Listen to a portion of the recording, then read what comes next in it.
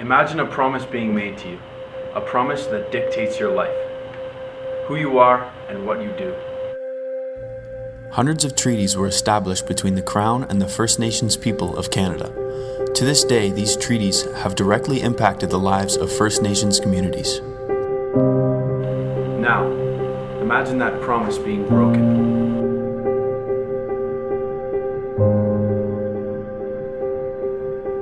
First, let's talk about land, agriculture, and traditional pursuits. Land claims were a main focus of treaties. The government saw it as taking ownership of land, whereas Indigenous people saw it as the sharing of land.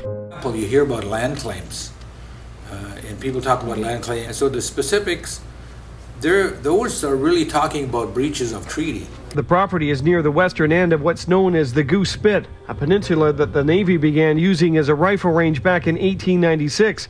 The band says it never gave permission for that use. I want to have the right to be able to agree or disagree with whether or not you change the protection on the Great Lakes water. I want to have a right to be able to say if they're going to bury a nuclear waste in my area, anywhere, first of all, I want to have those rights. I should have those decisions to make that.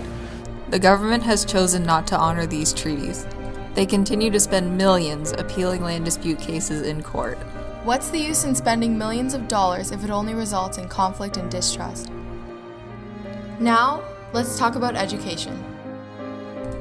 They were promised education, which they received, but it was underfunded, which resulted in inadequate learning environments. The reason for this is, the government spends about $2,000 less on each Indigenous student, and $8,000 is spent on non-Indigenous students.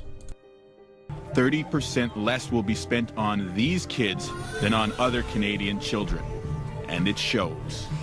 This school is actually two portables that have been sewn together. Since 2008, when Stephen Harper issued his apology, I have not seen any move forward to make that equal. The students in our unreserved schools get less than what the students do off reserve. If they honored the treaties, at least negotiate them, and come to some agreement, I think that would be a good step. Now, let's discuss issues with housing. Incorporated in the treaties was an agreement that would supply First Nations with suitable housing conditions. Do you think the Canadian government upheld their promises made to the Indigenous people in regards to the housing and living conditions on the reservations? Well, if you've gone out to reserves, and I have, and you see the conditions that they're living in, I think you have a clear answer to that question. Here we are in Canada, and here we have places that we got to get water advisory. Are you freaking kidding me? North of Tofino is plagued by black mold. Unsafe drinking water is another of the many problems. 90% of our homes are condemned that we live in today. Our homes are all built wrong, and all we did was put them together, and we're still living in them 70 years later. Due to the lack of financial aid being provided by the government, First Nations face a housing crisis across the country.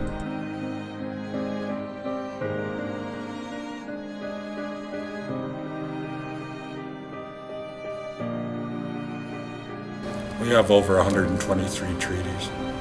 None of them's ever been kept. We thought we were dealing with honorable people.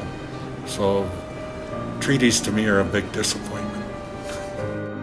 Instead of saying, let's embrace the notion of living together and finding a way of being able to sort out those jurisdictions and territories we're going to deal with, it's easier for governments to say, I'm going to continue to suppress you, I'm going to continue to be able to oppress you, and keep you from being able to have that. In a court of law, if somebody doesn't abide by their contract, they can actually, be removed and say you're out the door. What if we all said, Canada has not done their treaties, they've not fulfilled their treaties the way they were written, so they're null and void, you have to go back to Europe. Through our various interviews, we have learned that our class is on the right track. We have in this country a dilemma where we don't like to talk about our problems. And as a result, there are issues in Canada that not everyone knows about. Minimal people in Canada know of these issues involving treaties. The key in the process of reconciliation is to raise awareness of these issues and incorporate them into our education system. If we could accomplish this task, we will be one step closer to reconciliation.